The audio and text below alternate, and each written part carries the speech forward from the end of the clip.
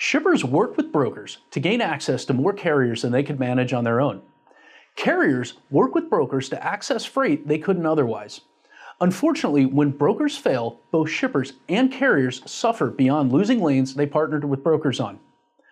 The pace of brokerage bankruptcies is accelerating. According to the March FMCSA data provided by Brush Pass Research, over 9% of brokers in the market this time last year have closed up shop.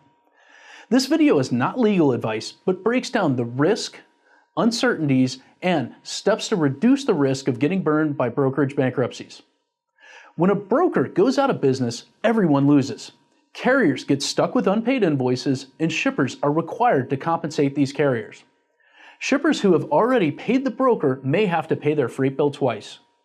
An entire industry of niche law firms/collections agencies target these scenarios, and their compensation is just a percentage of the collected invoices.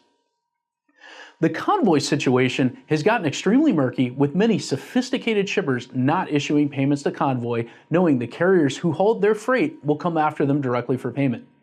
Recently, the Lodestar reported IKEA is asking U.S. courts to intervene.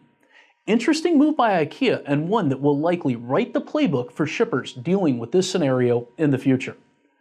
Another uncertainty for carriers during a bankruptcy is the potential for a preference claim. Preference claims act as a clawback when a bankruptcy trustee seeks money that was already paid to you by the broker. Fortunately, there are steps that you can take to reduce your risk as a shipper and a carrier. Run credit on all of your brokers, and do it frequently, not just when you sign them up. Inquire about the broker's financial strength, and not just from a sales rep. If the broker hasn't been in business long and you haven't heard of them, ask to speak with a VP, CFO, or officer of their company to understand their stability. Develop a brokerage vetting process. A surprising number of shippers do not have a formal vetting process when onboarding new brokers. Realize that funding doesn't equal stability, as we saw with both Convoy and Surge.